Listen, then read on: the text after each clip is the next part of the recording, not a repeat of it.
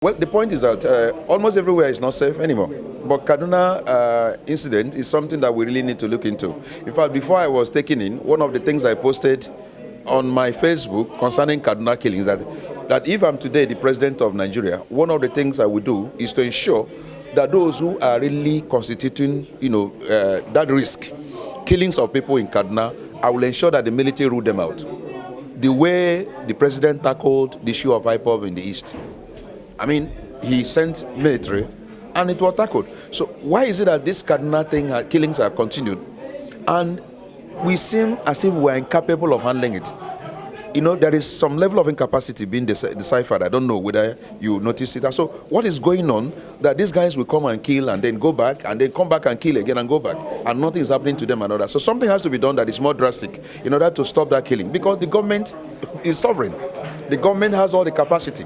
The government has all the military. The government has all the police. So how come that few people who are criminals are becoming more powerful than the government that has all the instruments of coercion? So I think that we need to be more drastic about those killings and tackle them all over the country. Not only in Kaduna, also in Zamfara.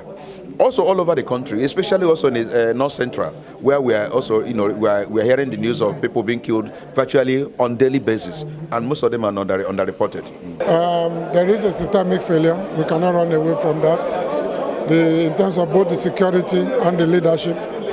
The security is to provide information for the leadership. A governor cannot know what is going to happen. But in this country, for God's sake, we have SSS, we have NIA, whether it is foreign or whatever. We have police, they have different branches. We have civil defense, we have the army, they also have an intelligence division. For God's sake, if they cannot do the job, then we have problem. So I think at that level, there's a systemic and institutional failure. We cannot run away from that. But on the other hand, there's also a political dimension. There are people who also want to ensure that Kaduna State is ungovernable. And so, it will not be out of place to suspect that they sponsor, encourage, accommodate, fund, or tolerate those kind of extrajudicial killings. And I think those should be condemned in every way possible. It's not just a systemic failure, it's also a leadership failure. One that has perennially challenged us as a people, but one that must be stopped one way or the other. I think that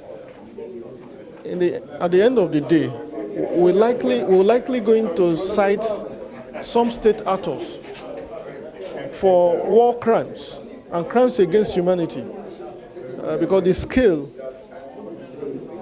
at which these killings and extrajudicial killings are taking place has become not just phenomenal but unacceptable. Now, you cannot continue to excuse that. You can only redress it.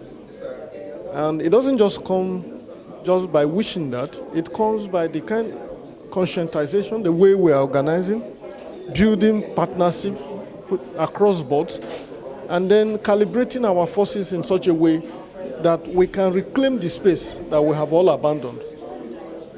That way, Nigerians will once again believe that they are Nigerians and that they have these rights in existence.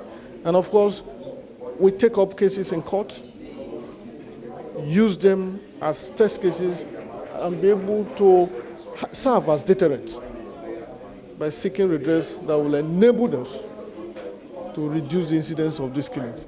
So a crime has no time bound. If we are unable, by reason of the weakness of the system, to track what is happening now, we are taking records, we are documenting them. And bet you the whole essence of exposing some of these people to international law is when they also prove too difficult for the municipal laws of the environment. Thank you. It shows that we do not have a government that cares about the lives of the citizens. It shows that we have a government that is not concerned about the lives of the citizens, and that such a government does not deserve to continue to be in power. That simply is what the killings, have confirmed. In terms of the insecurity that we experience,